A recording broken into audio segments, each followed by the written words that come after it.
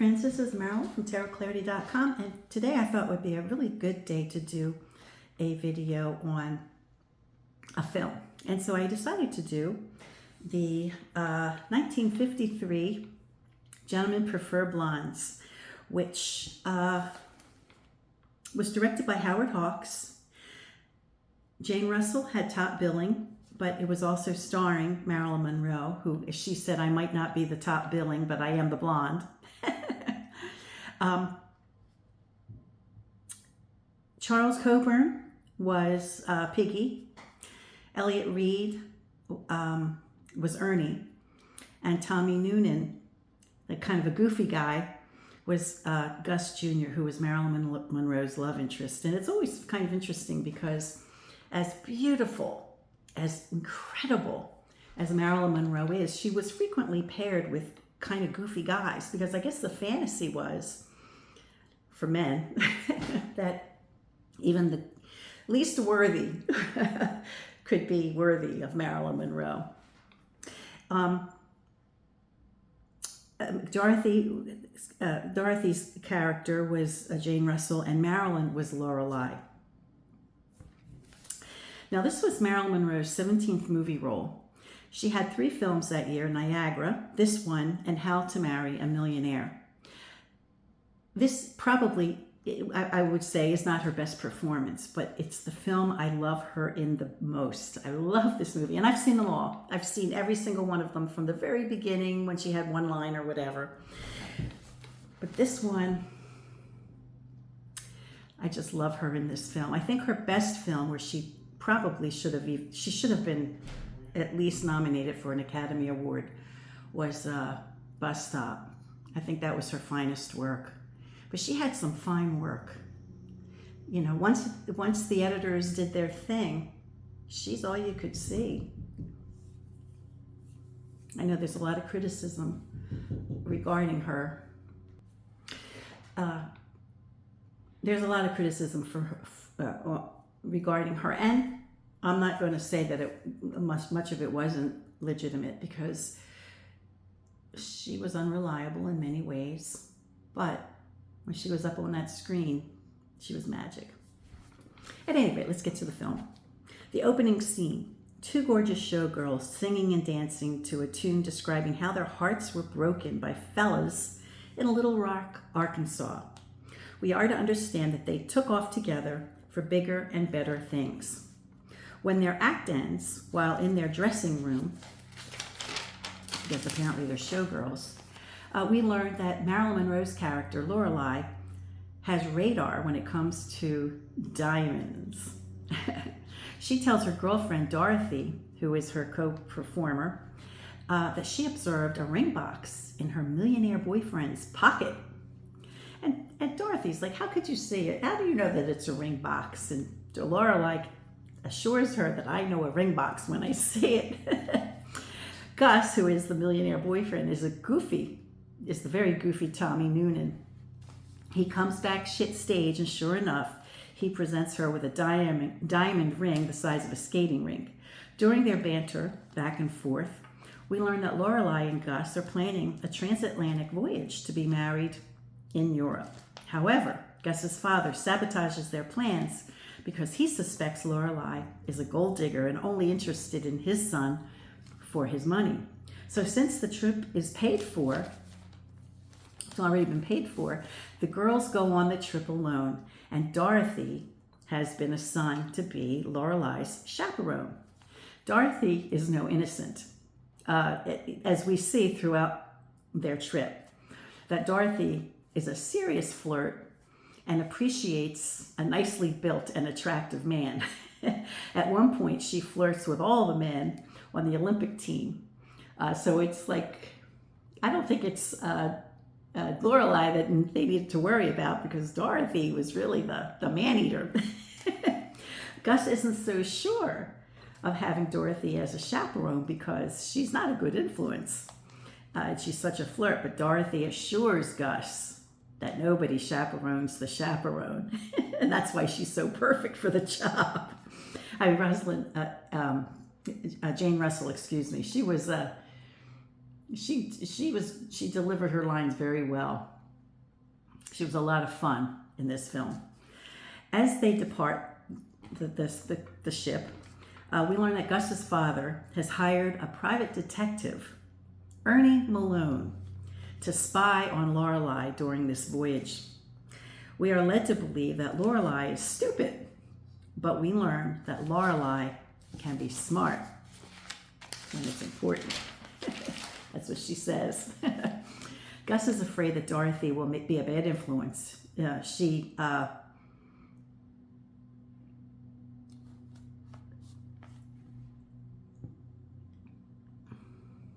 invited the entire relay team to their suite for a bon voyage party. And of course, it's like the relay team was all men. So, Gus is more than a little concerned that Dorothy, will end up corrupting Lorelei.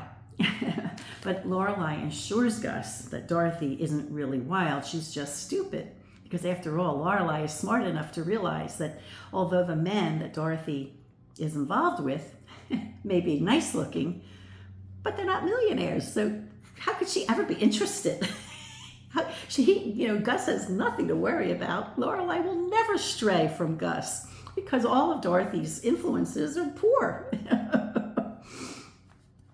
And Lorelei feels that she needs to take care of Dorothy because Dorothy has terrible taste in men.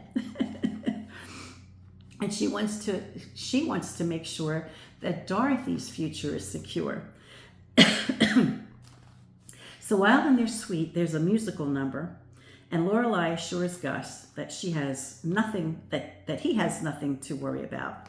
She knows who she is, and she'll be faithful to Gus. Of course, being as gorgeous as Marilyn Monroe is, and I mean Marilyn Monroe is in her prime here in this film, Gus is putty in Marilyn Monroe's hands.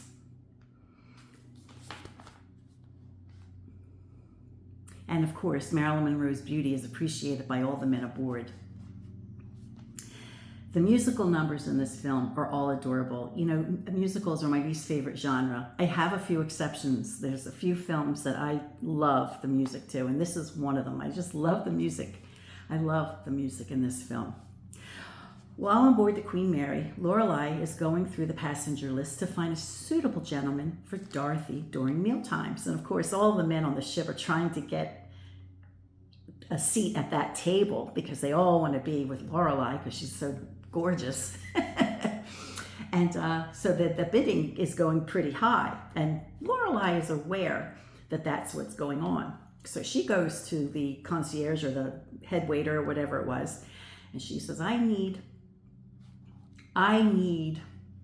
this particular gentleman who she felt she vetted. She went through all the list of all the gentlemen on the ship, and she saw that there was a gentleman who was traveling with his valet, and she said to Dorothy, I'm going to pick this guy for you because when a man has "and valet" by his name, it means he's a man of money. So she goes to the head waiter, and she says, you're going to put this guy at our table for my girlfriend. And the head waiter's like, well, that's not possible. And Lorelei says, well, make it possible because if you don't, I won't. I'll have all my meals in my room, and then all the men that paid you to sit at our table, you'll have to pay them all back. So of course, whatever Lorelei wants, Lorelei gets. So. So Lorelei arranges for Henry Spofford III to sit at their table next to Dorothy as a love interest for Dorothy. It's an adorable situation because, as it turns out, Henry Spofford III was all of about, 10 years old, 8 or 9 years old. He was like a little kid. There's a musical scene with Dorothy and the gymnastics team. Jane Russell is shown at her beautiful best, perfect hair, nails, makeup, sexy shoes, pretty face and makeup. She ends up going into the pool during the number, and I wonder if it was accidental. At any rate, they included it in the film. Yeah, she was like knocked over into the water by one of the athletes. And I've seen this film dozens of times, and I still can't decide whether or not it was a deliberate thing or if it was accidental, but they used it. And when she came out of the water, everything, her hair is completely Shingatz. She was still beautiful. I mean, Jane Russell, in her own right, was a beautiful woman. She really was a beauty. She was a beauty, and she was well maintained, you know, with hair, makeup, nails, and all that. Anyway, Malone, the spy who is there to spy on Lorelai because they think she's the bad influence, he's a real jerk, and he decides to pair up with Dorothy, you know, Jane Russell's character, in order to be close to spying on Marilyn Monroe's character Lorelai. But in the process, he does seem to fall for Jane or Dorothy.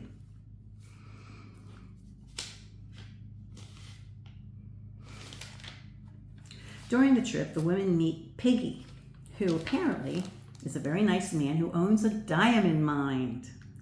Lorelai isn't interested in Piggy whatsoever, but she does become fascinated by the fact that he owns a diamond mine, and he shows her, or his wife shows her, a diamond tiara that she has. And Lorelai begins to campaign and persuade Piggy to give her the tiara.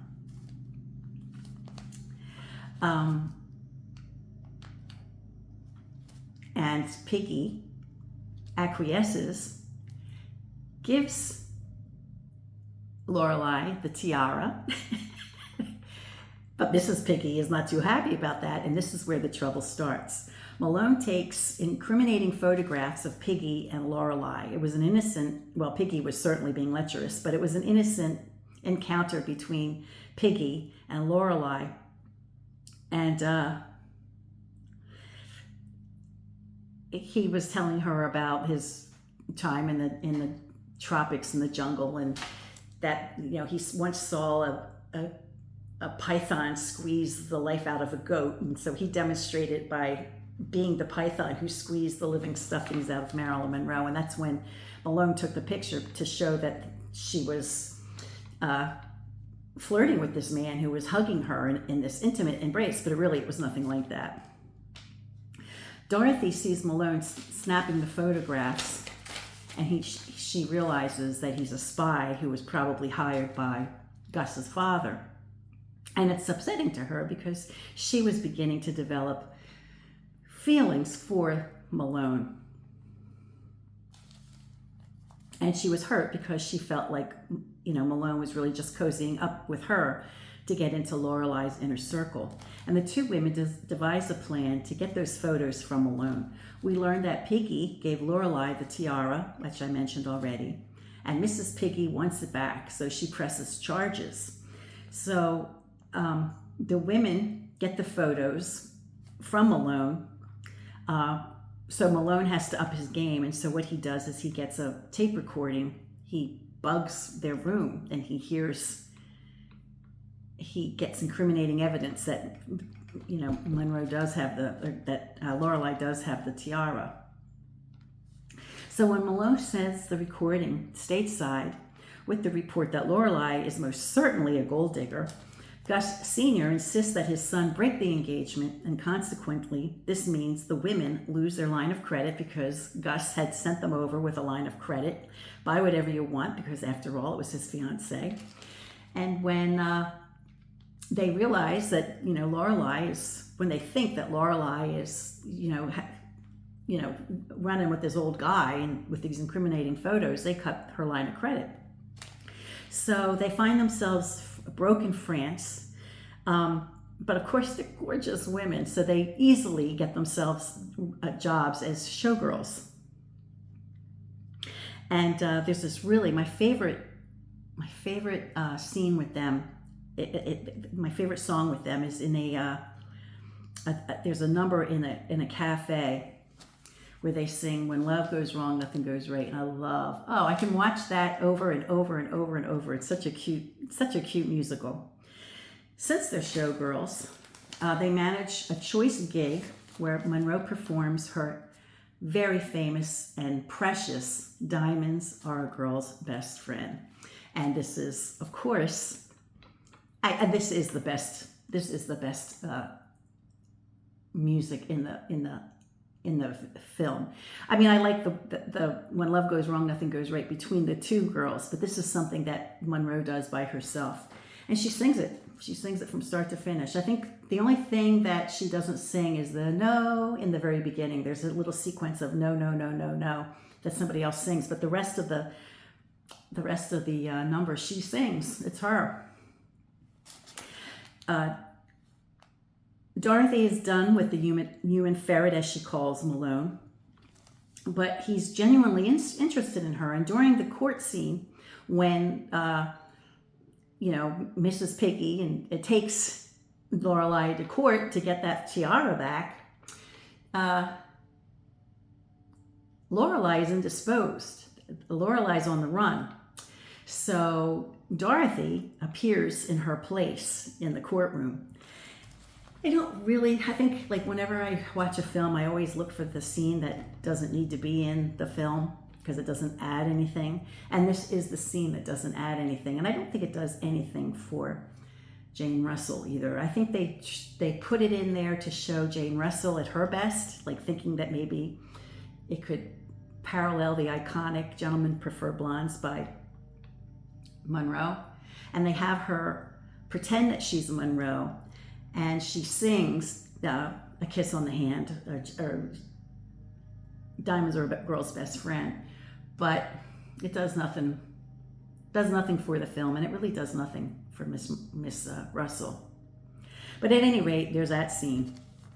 And the whole court matter, the whole tiara mishap is cleared up because Piggy did indeed give it to Lorelai. So Lorelai didn't steal it. And, and Mr. Piggy was a dog because he knew he was in deep doo-doo.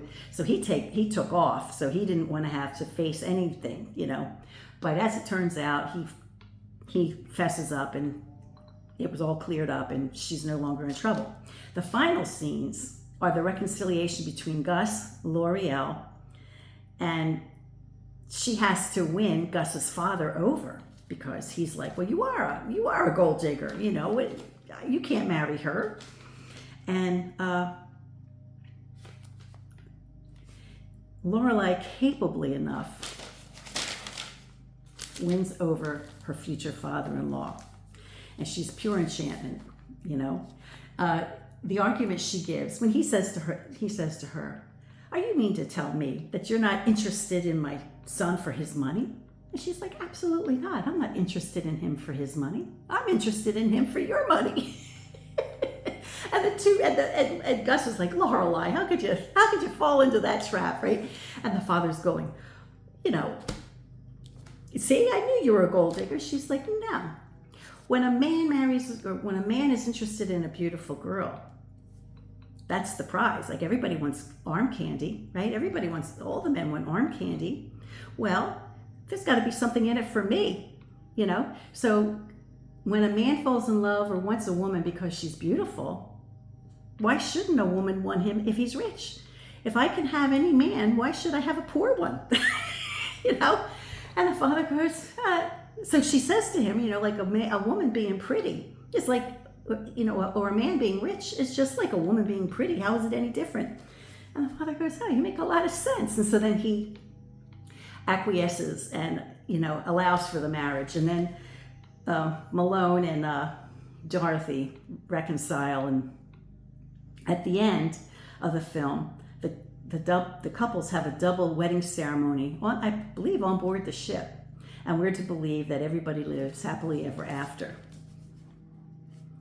Number one, my question is, what does Jane Russell see in that ferret? Because he's like, ugh, I see nothing. And I could see everything that Marilyn Monroe saw in Gus, because even putting aside that he's a millionaire, Tommy Noonan, he was just he was goofy, but he was kind of cute. And he had a nice personality in the film, where the ferret, Malone, had no personality at all. He was just a creep. So my first question is, what does Jane Russell see in the ferret? 2, what was the relationship like between the women in real life? What was their real life dynamic like? You read stuff in the tabloids or, you see interviews.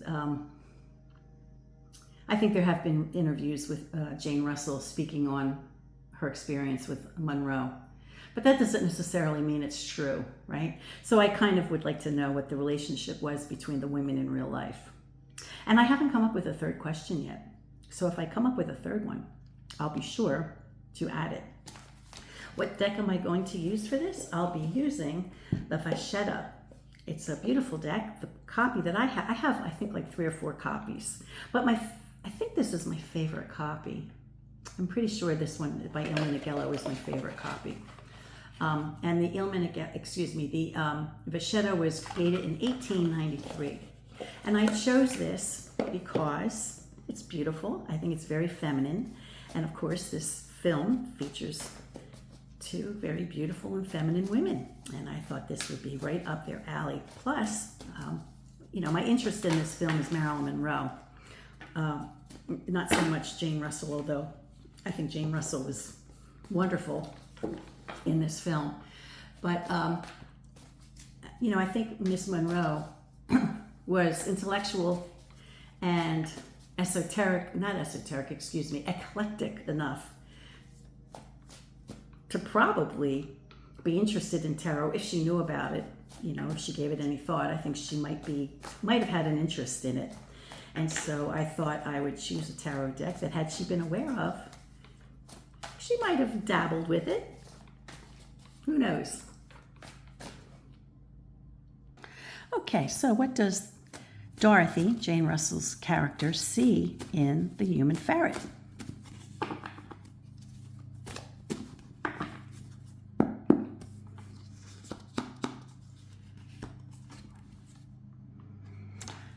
The moon. You notice that it's kind of hard for me to tell if I only have one card. The star. Wow. Celestial cards. This is a very well shuffled deck. And then the 4 of Swords. Okay, so let's do the quint just to see what it is. We have 18 and 17 would be 35. 35 and 4 would be 39. 39 minus 22 would be the star card. Let me go off camera and get another star card, and I'll be right back. Okay, so here you see I was able to pull another star card from another Vacchetta deck. This one was published by Julian M. White by Serio. And you'll see that the color is different. And so my understanding would then be that the plates were used, but that the color was up to the publisher. And they chose different colors. I don't remember who the other, I have at least one other Vacchetta deck, and I don't remember who it's published by. I'd have to go through all my cards to see. But there are at least 2. And I do believe that I'm pretty sure the Il Meneghello is my favorite copy that I have. Okay, so at any rate, we have the star card speaking with the strongest voice for the reason, or whatever it is, that Jane Russell sees in the ferret. Like, why is she even interested in him? So to me, when I think of the star card is like a dream come true or a wish come true. It can be some, navigating or safe, getting to safety. It could also represent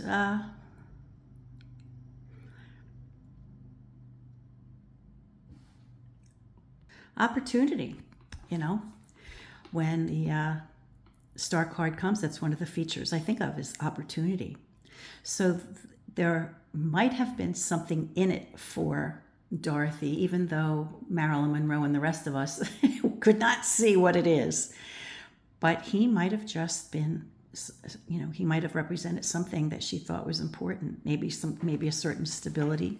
We have the moon card here, which, in reference to matters of the heart, might represent something within herself that she just responded.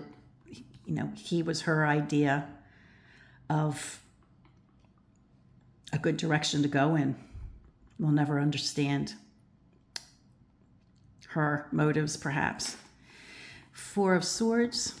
This doesn't particularly look like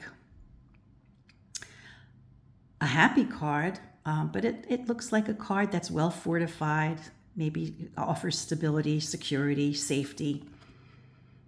You know, we see the swords embraced or built into the shield, right? And so it looks like a very secure package. So maybe she wasn't really just interested in him for his attractiveness, because I don't think he was average. He was just average. But perhaps there was just something that she thought, just something about him that she thought could be beneficial for her future. What it is, I don't know. He was just a snitch. That's all he was. Okay, and if you recall, the second question is, what was the relationship like between the women in real life, between Jane Russell and Marilyn Monroe? What was their real life dynamic?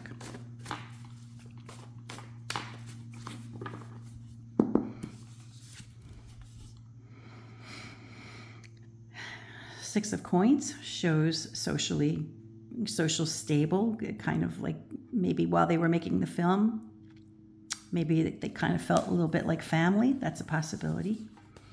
It's definitely, in my view, a positive card. Maybe there was a certain amount of protection. You know, this is a card that, shows protection, right? So maybe Jane Russell was protective of Miss Monroe. Okay, we have 10 Cups, highly emotional, a highly emotional card. Saturated emotions. Let's see what the next card might be. The Knight of Swords. Interesting. Let's add these two together. We get 6 and 10 is 16. And the Tower card. Oh, that's too bad. Let me pull the Tower card. Hopefully it's quick. And if not, I'll pause and pull. I have done a video on the Vacchetta and definitely comparing all the Vacchettas that I have.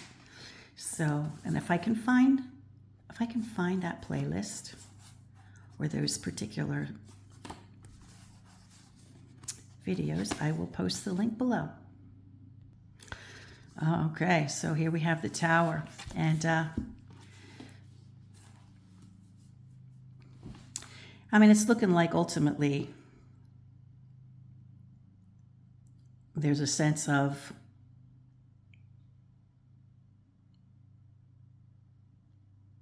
not going so well. So there's a sense of after the experience was over, the ties were broken, perhaps. It might have been that during the film that if I'm taking this to be Miss Russell being protective of Ms. Monroe, because it seems like, and now this is just going on my own instincts, it seemed that Ms. Russell was a little more savvy to the ways of Hollywood. And even though I'm not saying that she wasn't vulnerable, but she probably recognized the vulnerability in Ms. Monroe. And during the filming, I get the sense from these two cards, at least, that she was protective of her. But then we see a departure, right? A leaving, so that they perhaps left their friendship, or their friendship was left at the door, after the film was over. Their union maybe was finished. And then maybe there were some destructive things that happened later, or maybe some comments that weren't as kind, or I don't know. I don't know what this could represent. I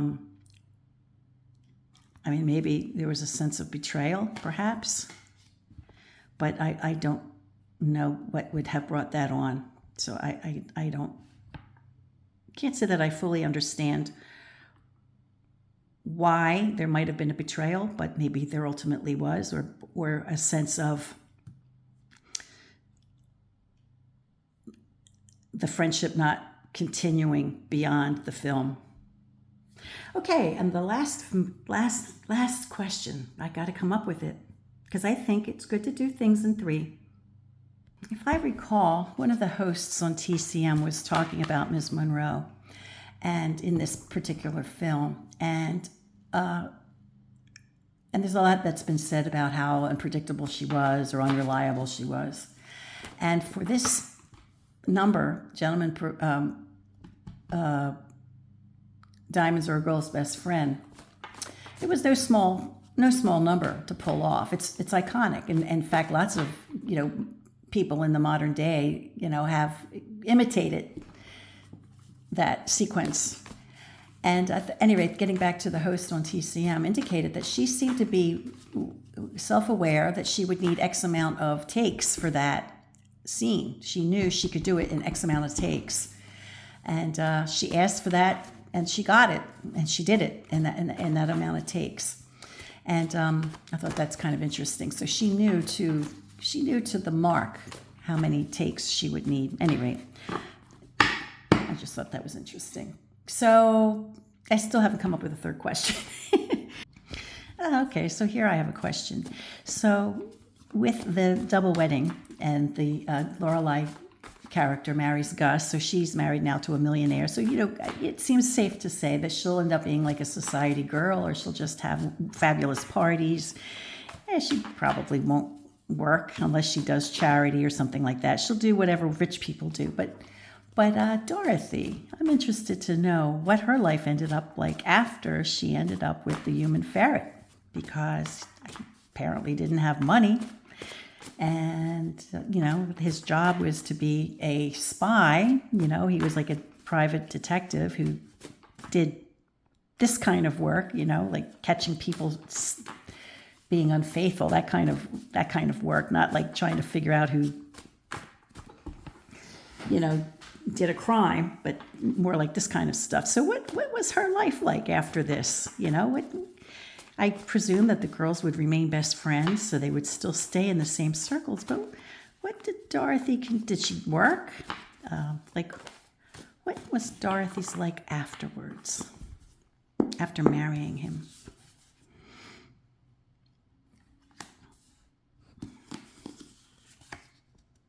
Well, looks like she had a good life. Okay. Ooh, maybe not. Oh, dear. Okay. Well, and it's funny because do you see any echoes of Rider-Waite-Smith in this deck? This was done in 1893, I think. Excuse me, I think I said. And, the Rider-Waite-Smith deck would have been created like 1909, right? So it's not without, it's within the realm of possibility that Pamela Coleman Smith was familiar with this deck. It's possible, because there do seem to be some things that seem similar, but at any rate. So we have, okay, so let's see what so we have 21 and 9, which would give us 30, minus 22, which would give us 8, which would be the Justice card. So let me pull Justice. If it's quick, you'll get to see some of the cards, but if not, I'll put it on pause. And okay, so I guess I got to put it on pause. Oh, so I wonder if they got divorced. So we have the Justice card that ultimately is the gist of the read. And the card right before that is a card that, if you read the card, we have 9 swords in a heart, right? So we have the sense of heartache, for sure. And that follows having the world. So she, but then here we have a gentleman facing the other way, the king. So maybe he didn't end up being what she had hoped or what she had thought. And it led to their split. However, this card is so wonderful that it really does suggest that Dorothy ended up being okay. She was not the worse for the wear, although, of course, divorce is awful. Anybody who's been through divorce knows it's awful. So it would have been a setback for Dorothy for sure. But I think ultimately she would have been okay because she knew who she was. And that's what I think. Okay, friends. Well, I hope you enjoyed this video. Until next time, peace and be well.